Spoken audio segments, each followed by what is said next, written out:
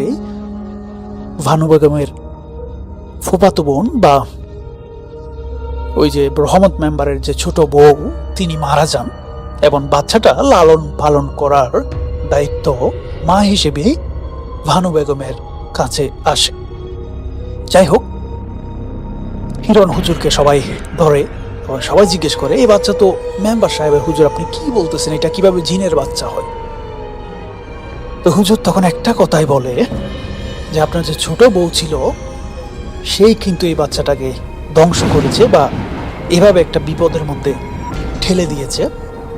এই বাচ্চা যে জিনের আওতায় চলে গিয়েছে বা জিনের বাচ্চা বললাম, সেটার জন্য আপনার মৃত স্ত্রী দায়ী।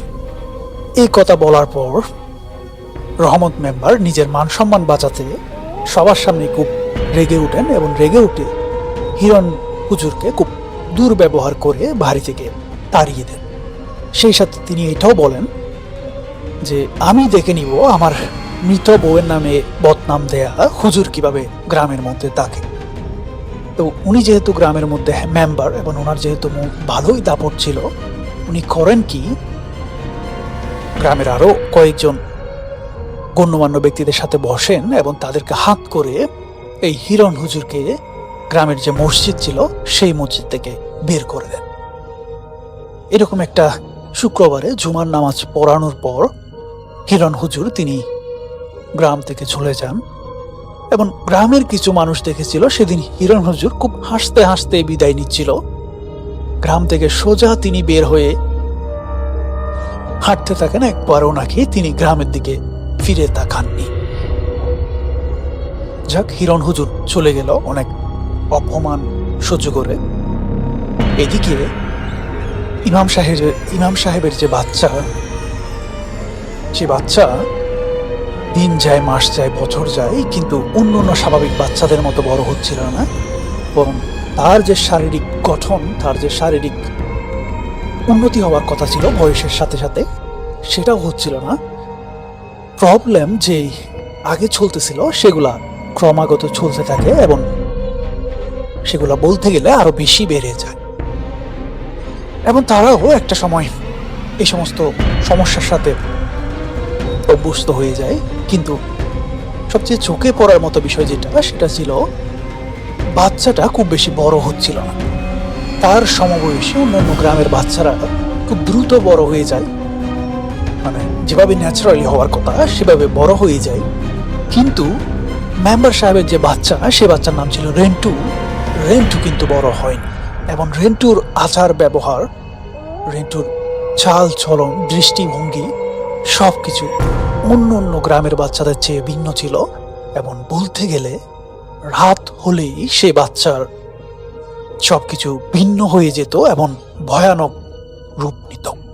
তো গ্রামের যে মানুষজন, ইভেন মেম্বার সাহেবের যে বাড়ির যা আশেপাশের যে প্রতিবেশী, তারাও কিন্তু ভুল করে মেম্বারের বাড়িতে বিকালবেলা বা সন্ধ্যার দিকে আর আসতো না, কারণ এই যে জিনের বাচ্চা বা মেম্বার সাহেবের যে বাচ্চা, সেই বাচ্চাটাকে খুব ভয়ানকভাবে হয়তো তাদের সামনে পড়ে যেতে পারে এবং সেটা দেখে যে ভয় পাওয়ার একটা ভয় ছিল, সে কারণে আশেপাশের লোকজনও মেম্বার সাহেবের বাড়ি সন্ধ্যার দিকে পরিত্যাগ করতো বা অ্যাভয়েড করত। তো এভাবে প্রায় 2-3 বছর চলে যায়, কোনো কিছুরই কুল কিনারা হয় না। গ্রামের যে মসজিদ, সেই মসজিদে অন্য একটা হুজুর আসেন, সেই হুজুরটাও খুব ভালো ছিল এবং এরই মাঝখানে একদিন মেম্বার সাহেব সেই হুজুরকে ওনার বাসায় আনেন এবং এনে সেই হুজুরকে যখন ওনার বাচ্চাটা দেখতে বলেন, হুজুর বাচ্চাটা দেখে বলে আসলে এই বাচ্চার মধ্যে সমস্যা আছে এবং এই বাচ্চা জিন দ্বারা প্রোটেক্টেড, মানে জিনের আওতাধীন একটা বাচ্চা, এবং এই বাচ্চাকে কিন্তু এই বাচ্চার চিকিৎসা করা বা এই বাচ্চার জন্য কোনো কিছু করা আমার পক্ষে সম্ভব না, কারণ এই বাচ্চার চারপাশে যে জিনগুলা আছে তারা অনেক বেশি শক্তিশালী, যাদেরকে বশ করা বা যাদেরকে মানা করা আমার পক্ষে সম্ভব না। এইবার রহমত মেম্বারের বিষয়টা মাথার মধ্যে ভালো করে ঢুকে তিনি চিন্তা করেন, আজ থেকে প্রায় 3-4 বছর আগে হিরণ হুজুর তিনি বলেছিলেন এই বাচ্চা তো জিনের বাচ্চা, এবং আজকের যে হুজুর মসজিদের, তিনিও কিন্তু সেম কথা ওই রকমই বলতেছেন। কিন্তু এইবারের যে হুজুর, ওনার সাথে কিন্তু হিরণ হুজুরের মতো মেম্বার সাহেবের তেমন কোনো দ্বন্দ্ব ছিল না, সেহেতু তিনি চিন্তা করেন এই হুজুর তো মানে মিথ্যা বলার মানে কোনো কারণ থাকে না। যাই হোক, মেম্বার সাহেব কি করবেন বুঝতে পারেন না। তো তিনি ওনার যে বড় বউ ছিল ভানু বেগম, ওনাকে একদিন ডাকেন এবং ডেকে নিয়ে সেই মসজিদের যে ইমাম, উনি সহ একটা ঘরের মধ্যে বসেন এবং জিজ্ঞেস করেন যে, ভানু বেগম, তুমি কি তোমার ফুফাতো বোন বা আমার যে ছোট বউ, ওর সম্পর্কে কোনো কিছু জানতা কিনা? তো তখন ভানু বেগম কথাগুলা স্বীকার করে এবং বলে, আমার ফুফাতো বোন, সে প্রায় সময় রাতের বেলা বের হয়ে যেত, বের হয়ে ওই যে বাড়ির পাশ থেকে দূরে দেখা যাচ্ছে তাল গাছ, সেই তাল গাছের নিচে গিয়ে কার সাথে জানি দেখা করত। তা আমি কথাটা লুকিয়ে গিয়েছিলাম যাতে পরিবারে কোনো অশান্তি না হয়। আমি তাকে জিজ্ঞেস করেছিলাম যে, বোন, তুই কই যাস এই রাতের বেলা? তা আমার ফুফাতো বোন তখন আমাকে বলেছিল যে নিকুশ নামের একজনের সাথে তার দেখা হয়। তো ভানু বেগম জিজ্ঞেস করেছিল, এই নিকুশ কে? তো তখন তার সে ফুফাতো বোন, মেম্বার সাহেবের ছোট স্ত্রী বলা যায়, তিনি বলেন, বুবু, তুই চিনবি না। এই কথা বলার পর ভানু বেগম আসলে আর কথা বাড়ায়নি, যেহেতু পরিবারের মধ্যে অশান্তি হতে পারে এবং রিসেন্টলি বিয়ে হয়েছে মেম্বার সাহেবের সাথে। তিনি বিষয়টা ধামা চাপা দিয়ে যান এবং এটা নিয়ে আর কিন্তু কোনো বাড়াবাড়ি করেন না। তো হুজুর বলেন, এই যে নিখুঁজ বলতেছেন বা আপনার ফুফাতো বোন বেঁচে থাকার সময় যার সাথে দেখা করত, এটা কিন্তু ভালো কোনো কিছু ছিল না এবং এইটার কারণেই মেম্বার সাহেবের বাচ্চা কিন্তু আজকে এরকম অভিশপ্ত বা এরকম একটা সিচুয়েশনের মধ্যে দিয়ে যাচ্ছে। তো মেম্বার সাহেব পুরো বিষয়টা বুঝতে পারেন এবং তিনি তার যে ভুল হয়েছিল, হিরণ হুজুরকে গ্রাম থেকে তাড়িয়ে দেয়া, হিরণ হুজুরকে অপমান করা, সেটা তিনি বুঝতে পারেন এবং তিনি মনে প্রাণে সব দিক দিয়ে চেষ্টা করে সেই হিরণ হুজুরকে খুঁজতে থাকেন। এভাবে চারপাশ গ্রামের মধ্যে আরো চারপাশে তিনি খোঁজ লাগান, কিন্তু হিরণ হুজুরকে আসলে আর পাওয়া যায়নি। কোথায় তিনি আছেন বা কোথায় তিনি অবস্থান করতেছেন, সেই হুজুরেরও আর কোনো হদিস পাওয়া যায়নি। এভাবে আরো একটা বছর চলে যায়। ইমাম সাহেবের বাড়ির মধ্যে সমস্যার অন্ত থাকে না। এই যে রেন্টু, ওনার বাচ্চা দিন দিন যতটুকু বড় হচ্ছিল, সমস্যা আরো বেশি বেড়ে যাচ্ছিল, কারণ তার কাজকর্ম, তার অ্যাটিটিউড, তার চাহনি সবকিছু আরো বেশি ভয়ঙ্কর হয়ে উঠতেছিল, যেটা বাড়ির লোকজন ছাড়া আসলে চারপাশের মানুষজনের পক্ষে নেওয়া সম্ভব হচ্ছিল না। তো ইমাম সাহেব বললাম, মেম্বার সাহেবের অবস্থা খুবই করুণ হয়ে যায়। তিনি কি করবেন, এটা কি সমাধান করবেন তিনি বুঝতে পারেন না। এরই মধ্যে দিয়ে হঠাৎ করে তিনি শুনতে পান হিরণ হুজুর নাকি গ্রামে ফিরে এসেছে। তিনি খুব খুশি হন। তিনি এক দৌড়ে বাড়ি থেকে বের হয়ে যান এবং ছুটতে থাকেন। গ্রামের লোকজন নাকি মসজিদের সামনেই হিরণ হুজুরকে দেখতে পেয়েছে এবং সেখানে নাকি তারা সবাই হিরণ হুজুরের সাথে মত বিনিময় করতেছে। তো মেম্বার সাহেব তিনি সেখানে চলে যান এবং হিরণ হুজুরকে বলে, হুজুর, কোনো কথা নাই, চলেন আপনি আমার বাড়িতে। এই বলে হিরণ হুজুরকে নিয়ে আসেন মেম্বার সাহেবের বাড়িতে এবং উঠোনবর্তী গ্রামের মানুষজন সেখানে জড়ো হয়েছিল। তো সবার সামনে মেম্বার সাহেব হিরণ হুজুরের কাছে মাপ চেয়ে নেন শুরুতে এবং বলেন, সেদিন আমি আপনাকে অপমান করেছিলাম, আমার ভুল ছিল, আমি আজকে আপনার কাছে সেটার জন্য ক্ষমা চাচ্ছি, আপনি আমাকে ক্ষমা করে দিবেন এবং আপনি আমার বাচ্চাটাকে একটু দেখেন কোনো কিছু করা যায় কিনা। তো হিরণ হুজুর সবাইকে অবাক করে দিয়ে বলেন, আমি আপনাদের গ্রামে আসলাম দুটো কারণে, একটা হচ্ছে আপনাদের সাথে দেখা করার জন্য এবং আরেকটা কারণ হচ্ছে মেম্বার সাহেবের যে বাচ্চাটা তাকে দেখার জন্য। এই কথা শোনার পর সবাই খুব অবাক হয় এবং মেম্বার সাহেব তিনি অবাক হলেও তিনি খুব খুশি হন। তিনি সবার সামনে বলেন, হুজুর আপনি আমার ছেলেটাকে দেখেন, আপনি যদি আমার ছেলেটাকে ভালো করে দিতে পারেন আমি সবার সামনে ওয়াদা করতেছি আমি মেম্বারি যে চেয়ারটা সেটা আমি আপনাকে দিয়ে দিব। হিরণ হুজুর তিনি মুচকি হেসে বলেন, মেম্বার সাহেব আমি আপনার চেয়ার নিতে পারবো না বা আপনার দায়িত্ব আমি নিতে পারবো না। আমি এসেছি একটা দিনের জন্য, আমাকে চলে যেতে হবে কারণ আমার কিছু গুরুত্বপূর্ণ কাজ পড়ে আছে। তো যাই হোক, মেম্বার সাহেবের ছেলেকে সেখানে আনা হয় উঠোনবর্তী মানুষের সামনে এবং হিরণ হুজুর তিনি সেই বাচ্চাটাকে জিজ্ঞেস করে যে বাবা তুই কেমন আছিস।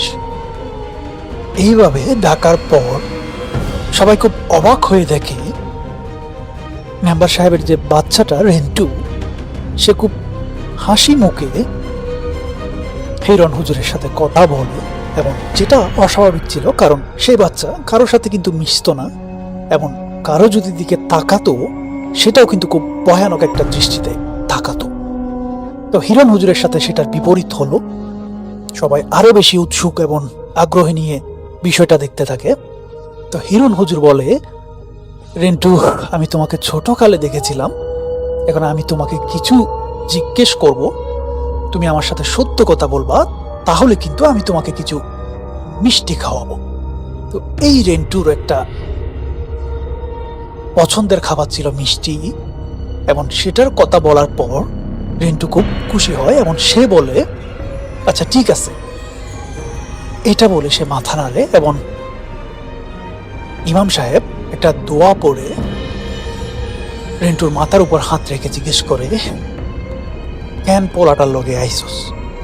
গ্রামের বাসায় এভাবে জিজ্ঞেস করে এবং রেন্টুর গলা দিয়ে সবাই উঠোনবর্তী মানুষ দেখে খুব মোটা একটা কণ্ঠে জিজ্ঞেস করে, মানে বলে যে রেন্টুর মা আমারে এই পোলাটারে দিয়ে গেছে, আমি এখন ওর সাথে থাকি, ওর দেখাশোনা করি, আমি আমার নিজের পোলার মতোই ওরে ভালোবাসি। এরকম একটা মোটা মানুষের, বয়স্ক মানুষের কণ্ঠে কথাগুলো ভেসে আসে রেন্টুর গলা থেকে।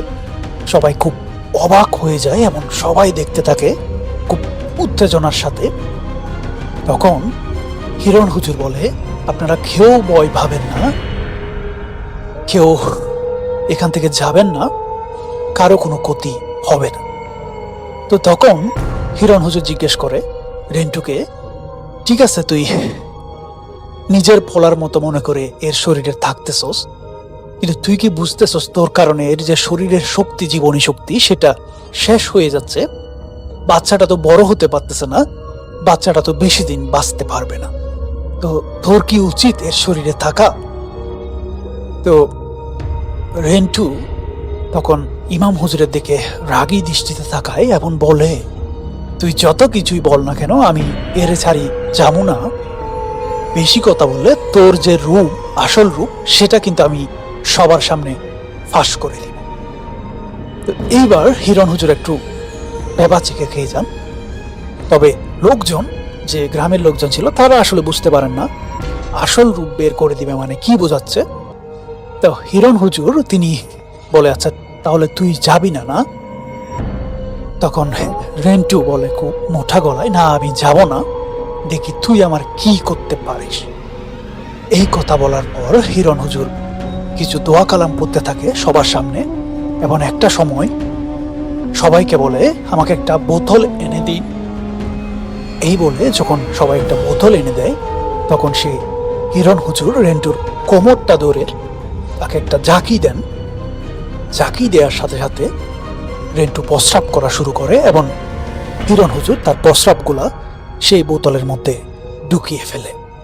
তো ঢুকানোর পর তিনি দ্রুত প্রস্রাব সহ সেই বোতলটা বন্দি করে ফেলেন, লক করে দেন এবং সবাইকে বলেন, আর কোনো ভয়ের কিছু নাই, আমি যে বদমাইশটা ছিল এই রেন্টুর মধ্যে তাকে বন্দি করে ফেলেছি এবং মেম্বার সাহেবের বাচ্চা আজকে থেকে সম্পূর্ণ ভালো হয়ে যাবে। তো সবাই খুব খুশি হয় এবং উপস্থিত যারা ছিল তারা দেখে ওই যে রেন্টু তার স্বভাব চরিত্রের মধ্যে সঙ্গে সঙ্গে একটা পরিবর্তন চলে আসে এবং সে অন্য বাচ্চাদের মতো এত মানুষজন দেখে ভয় পেয়ে যায়। স্বাভাবিকভাবে একটা বাচ্চা যদি অনেক মানুষ দেখে, অনেক মানুষজন ভিড়ের মধ্যে থাকে, যেরকম কান্নাকাটি করে মায়ের কাছে যেতে যায়, ওই রকম একটা আচরণ করা শুরু করে। স্বাভাবিক একটা বাচ্চার আচরণ যখন করা শুরু করে, ভানু বেগম তিনি এসে তাড়াতাড়ি রেন্টুকে কুলে নিয়ে নেন এবং ইমাম সাহেবও সেখান থেকে উঠে পড়েন। তিনি সবাইকে বলেন, আমার এখন যেতে হবে, আপনারা থাকেন। তো সবাই মূলত মেম্বার সাহেবের বাচ্চাটার এইরকম আমূল পরিবর্তনে ওই বিষয়টার দিকে ঝুঁকে পড়েন এবং সবাই বাচ্চাটাকে দেখতে থাকেন। এরই মাঝখানে হিরণ হুজুর তিনি মেম্বার সাহেবের বাড়ির উঠোন থেকে বের হয়ে রাস্তা ধরে হাঁটা দেন। তো সবাই ব্যস্ত থাকলেও মেম্বার সাহেবের যে একজন সহকারী বা সহকর্মী ছিল ফরিদ, তিনি করেন কি, হিরণ হুজুরের পেছন পেছন হাঁটা দেন এবং হাঁটতে হাঁটতে হাঁটতে হাঁটতে একটা সময় প্রায় যখন গ্রামের বাইরের সীমানায় চলে আসেন, তখন হিরণ হুজুর পেছন ফিরে ফরিদকে বলে, ভাই ফরিদ, তুমি কই যাচ্ছ, আমার পেছন পেছন কেন? তো ফরিদ তখন হিরণ হুজুরকে বলে যে, না হুজুর, আমি এমনি আপনার পেছন পেছন আসলাম, জানি না কি এর লাগে আমি আপনার পেছন পেছন চলে আইছি। আচ্ছা তাক, আপনি চলে যান, আমি জায়গা তাইলে। এইভাবে বলে হিরণ হুজুরকে বিদায় দেন এবং বাকি অংশটা গ্রামবাসী এবং ইমাম যে মেম্বার সাহেব তিনি ফরিদের মুখ থেকে শুনেন। তো তখন সবাই জিজ্ঞেস করে, তারপর কি হলো ফরিদ ভাই, হিরণ হুজুর কোন দিকে গেলেন? এই কথাটা বলার পর ফরিদ ভাই সে মেম্বারের সহকারী তিনি সবাইকে অবাক করে বলেন, আসলে এরপর যেটা ঘটেছিল বা আমার সামনে হয়েছিল সেটার কোনো ব্যাখ্যা, সেটার কোনো আইডিয়া আমার কাছে নাই। আমি সেদিন দেখেছিলাম হিরণ হুজুর কয়েক কদম আগানোর পর হঠাৎ করে সম্পূর্ণ মানুষের রূপ থেকে একটা পাখির রূপ নেয় এবং আমার সামনে দিয়ে উড়তে উড়তে দূরে মিলিয়ে যায়। সেদিন সেই হিরণ হুজুরের পাখি হয়ে উড়ে যাওয়ার দৃশ্যটা শুধুমাত্র ফরিদ দেখেছিল এবং খুবই অবাক হয়ে সেখানে ফরিদ দাঁড়িয়েছিল অনেকক্ষণ। এবং একটা সময় সে যখন চলে আসে বাড়িতে, সেদিন রাতেই ফরিদ স্বপ্নে দেখে হিরণ হুজুর তাকে হাসতে হাসতে বলেছিল যে, ফরিদ, তুমি যে আমাকে দেখেছিলে এভাবে, ঠিক আছে, সেটা তুমি গ্রামবাসীকে বলতে পারো এবং সেই সাথে তুমি একটা কথা বলবা, আমি কিন্তু মানুষ ছিলাম না, আমি একটা জিন ছিলাম। আমি তোমাদের গ্রামে এসেছিলাম মূলত মেম্বার সাহেবের বাচ্চাটাকে ভালো করে দেওয়ার জন্য। আমার সে কাজটা শেষ হয়ে যাওয়াতে, সেটা আমি অনেক আগেই চেষ্টা করেছিলাম, যেহেতু মেম্বার সাহেব আমাকে সেটার পারমিশন